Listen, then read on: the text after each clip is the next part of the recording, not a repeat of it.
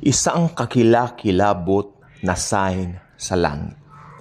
Marami pong nalilito, ano po ba yung kakilakilabot na yan na sign sa langit? Pwede tayong mag-isip na ito ay larawan ng Diyos Ama, Diyos Anak, Diyos Espiritu Santo. Pero para sa akin, hindi po kakilakilabot yun.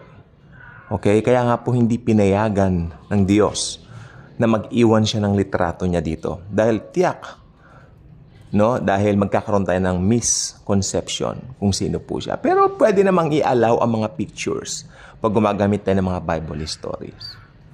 Ano po ba ang tanda ng anak ng tao na tinatawag? Bago po siya dumating, makikita ang tanda ng anak ng tao. Well, ayon po sa aking sariling pagsasaliksik na rin at pag-aaral ko ng Bible, ang mismong tanda ng anak ng tao ay walang iba kundi ang anak ng tao mismo, si Lord Jesus Christ. Ito po ay magaganap sa kanyang second coming. Kaya nagkakaroon po ng kalituhan, akala po nila yung Matthew 24 applicable na po sa atin. Ang Matthew 24, ilang beses ko na po bang sasabihin? Matthew 24, yung Luke 23, hindi po yan para sa church age. Yan po ay mangyayari doon nga po sa nasabi ko na dati na Great Tribulation. Huwag nyo sanang sukat, ipagkalito nga naman ang inyong isipan. Dahil kapag ka nangyari yan, magkakaroon po kayo ng confusion.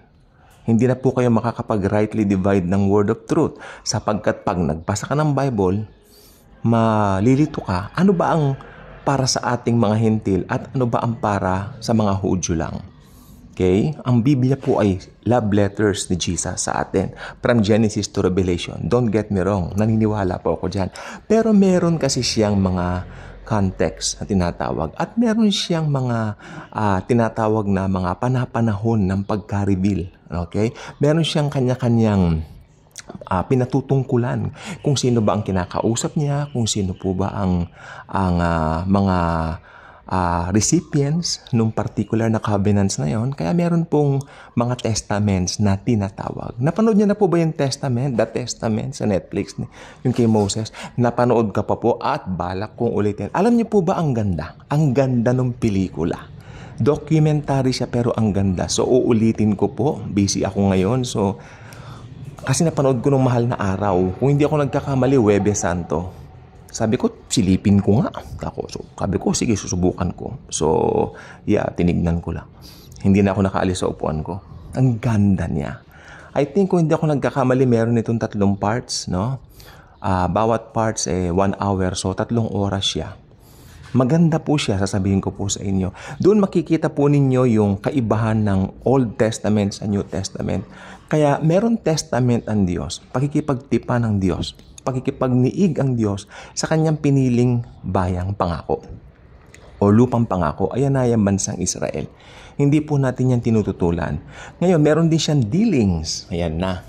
Pumasok, should I say, ang dealings ng Diyos sa mga Gentile nang namatay siya mismo sa cross. Ang Diyos mismo ang namatay sa cross na maging tao siya 2,000 years ago.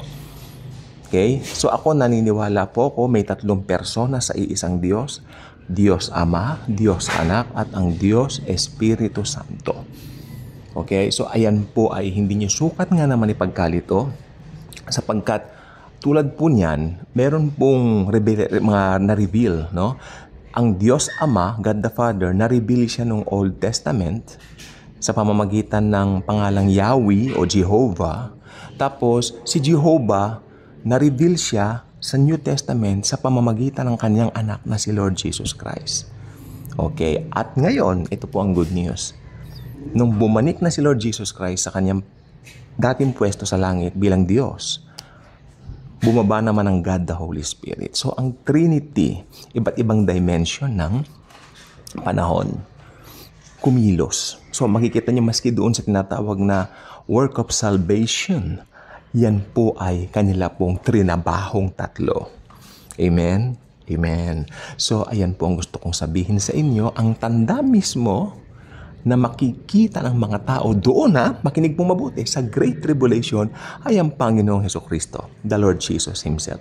Mag-subscribe ka rito, like, share the video. Maraming kapakinabangan ang may share dito. Thank you, and Jesus truly loves us all.